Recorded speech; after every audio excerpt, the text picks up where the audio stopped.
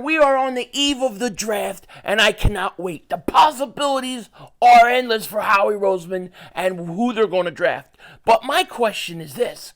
Who is the next A.J. Brown? Who is the next DeAndre Swift?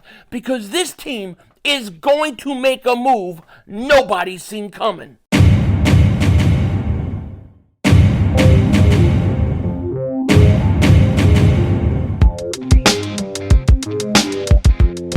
Dallas still stinks. You like the way I kick Dingbat here, and we are on the eve of the draft, and the possibilities for the Eagles are endless. They could go so many different ways in this draft. But besides who they pick, what I'm interested in tonight is who are they going to trade for? What is the next A.J. Brown move? What is the next DeAndre Swift move?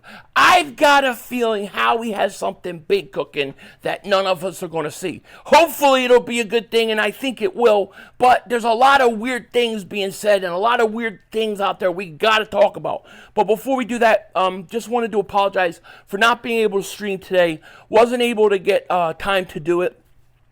So I apologize for that, and I hope that you accept this video instead. However, tomorrow, it's a new day. Philly 500s, he's home all day except for a quick doctor's appointment in the morning. We are going to be ready to go. We will be starting our live coverage of the draft at 6 Eastern time. We will be doing a mock draft along with the call-in, so you guys could come hang out beforehand. And then, of course, when the draft starts and the Matt Corral jerseys go on, we will be streaming every minute, every second. If you want to come and have a viewing experience, this is your place. We will also be doing giveaways all 3 days. I was going to wait to say that till the stream, but I'm just so excited about it. I figured I'd tell you now. We'll have giveaways all 3 days, free entries for all you guys. So if you're here when the time comes to do the drawing, it's free to enter. Jersey of your choice, and it should be a lot of fun. So come hang out with us tomorrow. It's going to be fun. Now, let's talk about what's going on in the world of football and the draft coming. I think one thing that was interesting, and this is a huge sign that future Eagle Micah Parsons is going to be an Eagle in the future.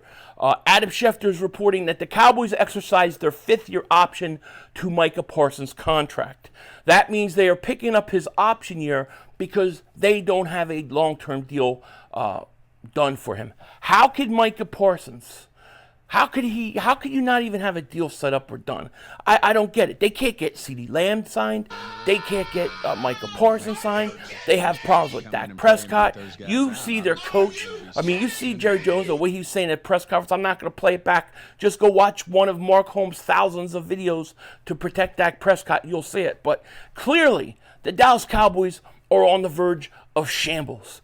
And clearly, Micah Parsons not going to be a Dallas Cowboy long term. It's just not going to happen. Dallas is about to blunder this whole thing. It wouldn't surprise me if they trade Dak Prescott tomorrow. Okay. I love saying that, even if I don't think it's true, just because it rattles Cowboy fans. But, dude, if you're a Cowboy fan, I just got to say, you see what's going on, right? You see that Jerry Jones wants to tank. He is setting your team up for failure. He is setting it up to fail and blame Dak Prescott. You guys should see this coming. I don't know how Mark Holmes does not see this coming. This is so easy to spot. But anyways, future Eagle Micah Parsons, one step closer to becoming an Eagle.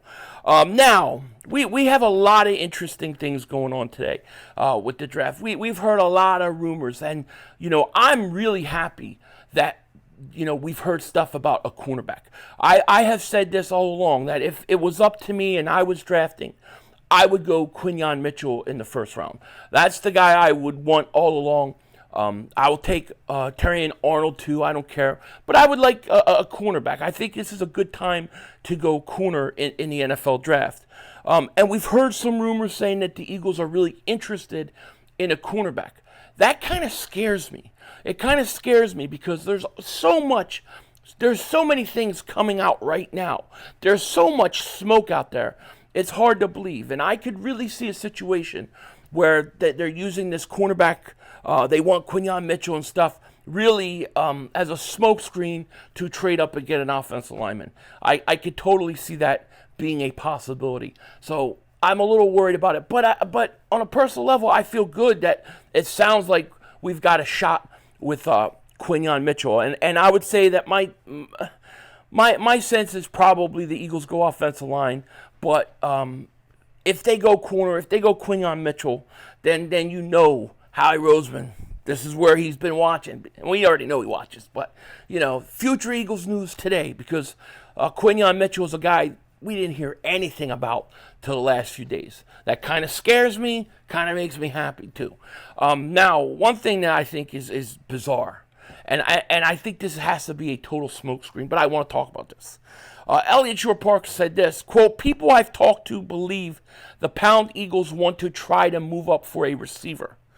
Now, he's talking about people within the Eagles organization are talking about moving up for a receiver. If the Eagles do that in the first round, I don't see how you trade up for a wide receiver and then keep A.J. Brown long term. I think that would spell the end. I would be even so concerned that they really do pull a maneuver and trade him. I mean, we're going to trade up from what, 22 to 15, 16, take a wide receiver? Are we going to go wide receiver that early?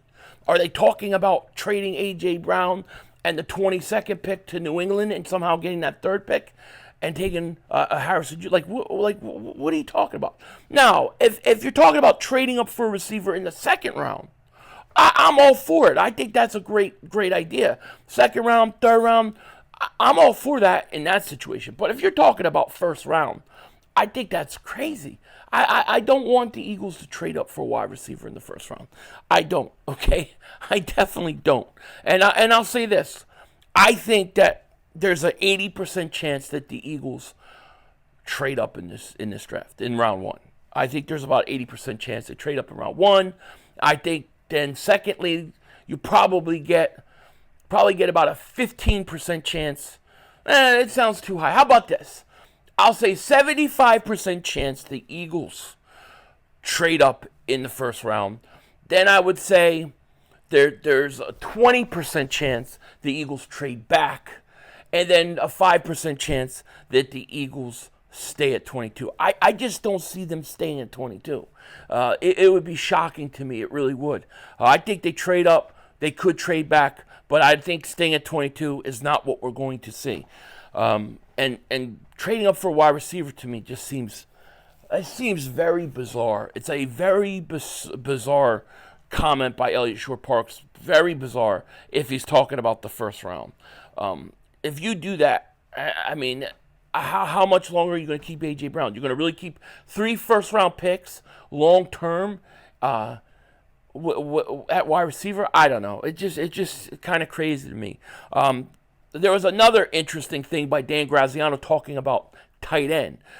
One theory I found very interesting and potentially hilarious is that they could move up for a tight end, Brock Bowers. Given the recent prediction for Georgia players, or predilection for Georgia players. I need glasses. Goddard, 29, has 2 years remaining on his deal with an out after this season. So I'm going to say this. I do think Brock Bowers is in play for the Eagles. But I think it would be in those rare situations that the Eagles stay at 22. I think at that point, if he somehow fell, maybe they would pull the trigger then. Maybe not. But I'll say this. I do think that the Eagles, if they really like him, I could totally see them going up and getting him. We know Kellen Moore, he'll use 12-man personnel, so having 2 tight ends is total a possibility. I think the Bowers to the Eagles, I think it's a little more possible than some people think, although I think most likely it's not likely. I still think offensive line, corner, or defensive end, edge rusher is going to be where they go. But it's something to keep in mind. I'm a big believer that you go best player available in the first round, especially because the hit rate for first round picks is really, really low. So get the best player, the guy who's the highest rated guy on your board. If that's Brock Bowers at the end of the day, so be it. I can live with it as long as you're true to your board. But it's going to be interesting to see what the Eagles do nonetheless. Now, as I said in the intro of this video, we could go so many different ways in this draft with picks. We know that the Eagles are going to have a lot of picks, but what is the move that is going to be like, oh man, we didn't see that coming. We did not see that coming. We did not see that trade coming. I think that Howie's got something up his sleeve. And I think it's going to be probably, very possibly could be for another cornerback. You know, there's talk about Lattimore. Obviously, we've all heard about Patrick Surtain all off season. Howie has got something up his sleeve. And I think it's going to be a big move, and it's going to come out of left field, and it's going to shock us all. Hopefully, it'll be on the defensive side of the ball. What I don't want is them to somehow trade A.J. Brown or something crazy like that. And I don't think that they're going to, but you would hate for something like that to happen. The idea is to make your offense better this year and then rebuild your defense with young players. If you want to add a Patrick Surtain Jr. or something like that, I'm all for it. But Howie, he's going to do something. He's got something up his sleeve. I don't know what it is, but I know that he's got something big up his sleeve. Pause. No diddy. You know, I do know that. So it's gonna be a fascinating 3 days. Right now, where we're at on the eve of the draft, about 24 hours from the draft, the amount of rumors and amount of smoke that is going to be put out there is going to be crazy. We'll go through it all, but it's going to be hard, really hard to gauge what is real and what is not. But we're going to find out when the draft starts. With that said, take care. Talk to you later. Of course, don't be a dingbat. Remember, it's Howie Vision. We're all just living in it.